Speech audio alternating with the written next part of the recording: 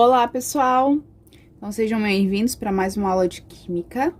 Hoje a gente vai falar sobre o modelo atômico de Thomson. Então, após Dalton, Thomson, ele é o nosso segundo modelo atômico. E aí a gente já entra no que Thomson se baseou para fazer seu modelo. Então, aqui a gente tem a ampola de Crookes. Bom, esse é o William Crookes. Ele realizou alguns experimentos em uma ampola de vidro, tá? Com baixa pressão, onde, quando a gente for estudar melhor radioatividade, a gente vai rever isso aqui, vocês vão entender melhor o que tá acontecendo aqui. Ele viu que algumas coisas aconteciam de diferente quando ele aplicava uma corrente nessa ampola, em que os gases ali dentro eles estavam numa pressão muito baixa. E basicamente, Thomson, ele veio se baseando nessa ampola de Crookes e ele viu algumas coisas. Ele viu que esses raios que atravessavam e faziam sombra aqui no fundo dessa ampola de vidro, eles eram mais leves que o menor átomo que existia. Se algo é mais leve do que o menor átomo que existe, logo ele é menor que o átomo. Então, nisso ele já viu que havia uma partícula menor que o átomo, uma partícula subatômica. Outra coisa que ele viu é que se ele projeta, né, luz na parede oposta do tubo, e aqui ele foi colocado um anteparo, que se fala um pedaço de metal. Ele viu que, primeiro, esses raios, eles se propagam sempre em linha reta. Por quê? Porque a imagem, ela ficou exatamente neste fundo aqui. Outra coisa, esse cataventinho aqui, esse anteparo, que era como se fosse um catavento, ele se movimentava. Para algo se movimentar, o que estiver o movimentando, ele precisa ter massa. Então, por exemplo, para eu movimentar essa caneta, eu preciso ter massa, né? Eu preciso ter matéria. Logo, ele viu que esses raios aí, eles tinham massa, sim. Outra coisa, ele colocou uma placa positiva, um ímã, né, positivo e um negativo. E ele percebeu que esses raios eram atraídos pelo polo positivo do ímã. Se ele era atraído pelo polo positivo, os opostos se atraem, lembram? Logo, ele tinha uma carga elétrica negativa. Então, todas essas conclusões foram extremamente importantes para Thomson desenvolver o seu modelo atômico. Então, Thomson, ele definiu que o átomo é uma esfera de carga positiva, não é maciça, incrustada por elétrons, que seriam partículas de carga negativa, de modo que a carga total fosse nula. Então, se existem partículas subatômicas negativas, o que ele pensou? Bom, o átomo, ele deve ter uma massa positiva, por quê? Porque a matéria, o átomo, ele não é carregado. O átomo em si, ele é neutro. Se o átomo todo é neutro e existe uma parte que é negativa, tem que ter uma parte positiva.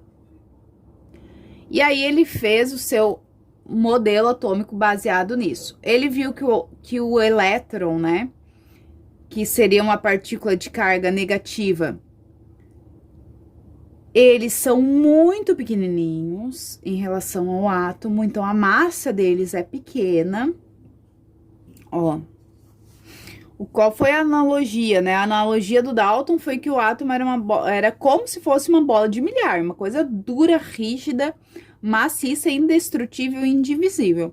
A analogia do Thomson é que o átomo era como se fosse um pudim, né? Aqui a gente pensa no pudim, quando a gente pensa no pudim, pensa aquele com um furo no meio, né? Por causa da forma que tem o furo no meio. mas é o pudim de passas, pudim de americano, de europeu, que não tem o furo no meio, que é só uma massa mole, como se fosse uma gelatina, então um prato cheio de gelatina, com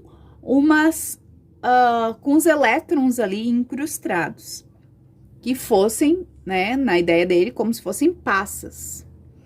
Só para as pessoas terem uma visualização deste átomo. Então, o que que ele postulou? Ele postulou o quê? O átomo não é indivisível, já que tem partícula menor que o átomo. Os elétrons possuem a mesma massa e carga, então todos eles têm a mesma carga negativa e a mesma massa. Os elétrons podem ser separados por ação de forças elétricas, né? Vocês viram ali, então, que foi colocado polo positivo e negativo, e os elétrons foram atraídos pelo polo positivo. A massa dos elétrons é 1000 vezes menor que a massa de um átomo de hidrogênio. Isso aqui é importante porque tem muita pegadinha, tá, de vestibular que diz assim: ah, o elétron ele não tem massa. Só que não é verdade, o elétron tem massa. Porém, a massa dele é tão pequena que a gente diz que a massa é desprezível. Imaginem um grão de areia num campo de futebol. É a mesma ideia de um elétron em um átomo. É muito pequenininha a massa. Vai pesar? É aquela história, né? Uma formiguinha em cima do elefante vai alterar o peso do elefante? Muito pouco. Se ele subir na balança, não vai alterar em nada. É a mesma ideia. Mas eu não posso dizer que o elétron não tem massa. Ele tem, porém é tão pequena que ela é desprezível na soma total. E os elétrons são componentes universais da matéria. Não existe matéria sem elétron. Então, por exemplo, o átomo de hidrogênio ele só tem um elétron, mas no momento que se acontecer algo que ele perde esse elétron, ele deixa de ser átomo, ele se desintegra. Então, os átomos, eles só existem se tiver elétrons, prótons e nêutrons. Certo, pessoal? Então, essa é a ideia do modelo atômico de Thomson. Eu vou deixar, como eu sempre deixo, algumas videoaulas a mais sobre modelos atômicos. E eu estou preferindo fazer as aulas assim gravadas, para não ter problema como eu tive de conexão com a internet, que um dia tá bom, dá tudo certo, outro dia tá ruim, a gente só se incomoda. Mas basicamente sigam sempre o roteiro de estudo que eu deixo na sexta-feira. Tirem suas dúvidas, até as 22 horas eu fico disponível para vocês tirarem qualquer dúvida que vocês tiverem. Certo? Então, tivemos aqui a ideia do primeiro modelo atômico com os elétrons, que foi o modelo atômico de Thomson. Então, primeira vez que se falou na palavra elétron foi o modelo atômico de Thomson. Isso é importante que na próxima aula eu vou falar um pouquinho mais, vamos fazer alguns exercícios e depois, quando a gente falar de Rutherford, a gente vai ver qual foi a principal diferença de Thomson e de Rutherford. Um beijo e até a próxima aula.